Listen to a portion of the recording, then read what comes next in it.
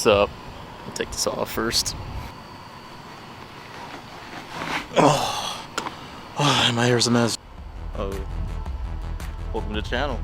Here we are on the rooftop. First vlog. Topic of the day is Death Valley. Trip to Death Valley. It's about Death Valley. Surprisingly, ironically enough, I'm just gonna run through some stuff I did. Mostly just light painting, some master stuff, and I'll let voiceover me take over while I get off this roof before I get in trouble.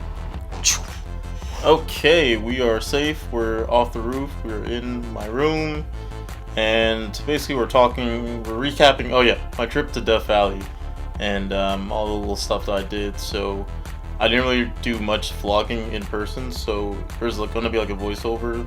I'll try to fix that for next time and make it an effort so it's a bit more, I guess, immersive, so to speak. So, yeah, enjoy it, and I'll catch you guys later. Our journey to Death Valley begins with an excursion to the Mojave outside of LA. Once you get out of the city, the landscape really begins to shine and show how vast it can be. Skylines and skyscrapers are swapped for mountains, valleys, and the ubiquitous Joshua tree that is so common in this area. I don't know about you guys, but ever since about like high school, I had a strong affinity for the desert, almost romanticizing it to a fault.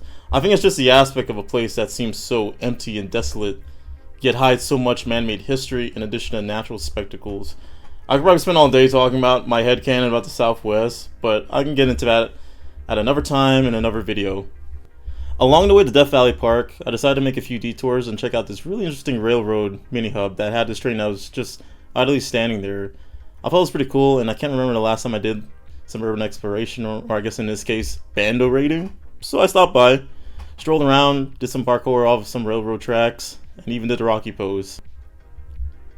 For a lot of people, it's kind of understandable that this landscape may not be the most ideal with everything seeming like you're looking through the sepia filter from the south of the border Breaking Bad scenes. But I lived most of my life in the total opposite location, surrounded by green everywhere, deep forest, and constant 100% humidity. The thing about always being able to see the horizon really gives scale to how small we are as humans on this planet. After spending more than enough time taking in the sights, I hopped back on the road to get back to the park to link up with my buddy Dan, a fellow photographer I ran into back in Joshua Tree. By the time I had arrived, it was evident how the park got its name, from the desolate landscape to the intensity that only seemed to grow in strength as time passed by. We regrouped at the visitor center, and after stocking up on supplies and maps, headed out to the first location on our itinerary, the Mesquite Sand Dunes.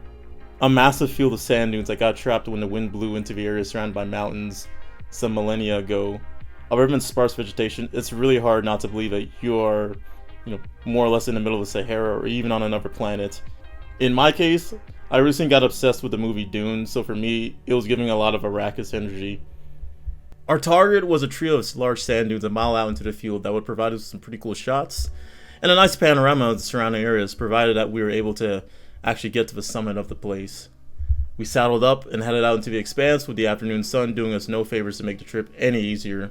For every step we took, the sand made us pay it back by taking another 3 just to make the tiniest bit of forward progress, but we were determined to get to that lookout.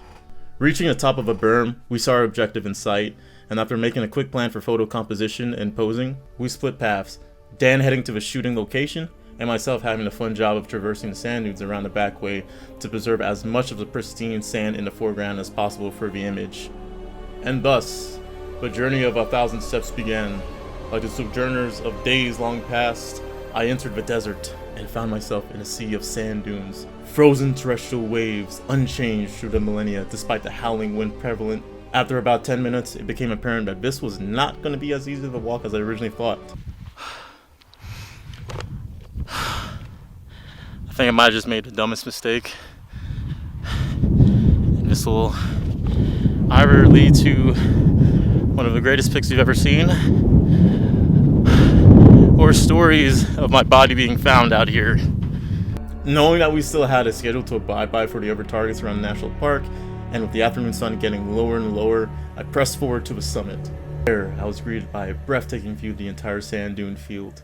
I was also rewarded with being able to pull off this really cool image, in addition to some early Christmas stocking stuffing, for lack of a better phrase.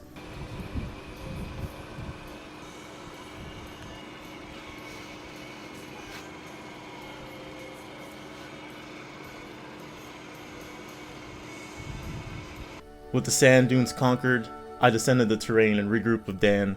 We headed back to a parking lot and raced against the fading light of the sunset to get to our next location, the salt fields of Badwater Basin. With the sun finally setting, it was time to set up for our night photography session.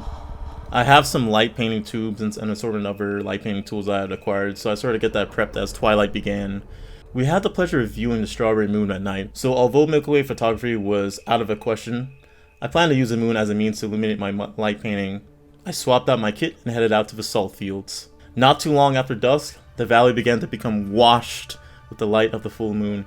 Gradually, night turned into an almost kind of faux day. I mean, it was bright, to the point where it was almost indistinguishable from daytime. The porcelain white floor of the valley did not do much to absorb the light, however, reflecting it back up, where it was scattered further by the salt particles floating in the air. It was hard not to stop and just take it all in, from the salt in the air filling my nose, to the moonlight illuminating the mountains in the distance, to the deathly silence that permeated the surroundings. Finally reaching the salt flats, I set up shop and started test shots to get my camera set exactly where I wanted them to be for the exposures. With the moon being so bright and the almost alien landscape reflecting a lot of the light into the camera sensor, it was definitely a different change of pace from the usual dark skies I was used to. I made do with it all the same and welcomed it. I used the fiber optic light painting brush from Jason D. Page to make Dan look like he was a firebender, and made use of a light painting tube from Eric Pari to kind of do these concentric circles. Really cool guys in a long exposure content creation space, and really cool tools. Check them out if you ever get the chance. We tried a few different poses and compositions, and the results are pretty cool. Something I have to do for next time is bring some darker clothes and have some better blocking so I don't end up in the image too much. Satisfied with the shots we got, it was time to pack up and catch some shut-eye before returning to Mesquite Sand Dunes for the sunrise. Back on the dunes, sunrise gave us a totally different experience from what we had the previous day. With sand floating in the air and the sunlight from the rising sun scattering in the haze, I really did feel like I was on Arrakis. Taking advantage of the moment, I did what was natural, turned on my inner Timothée Chalamet, and recorded some cinematic B footage.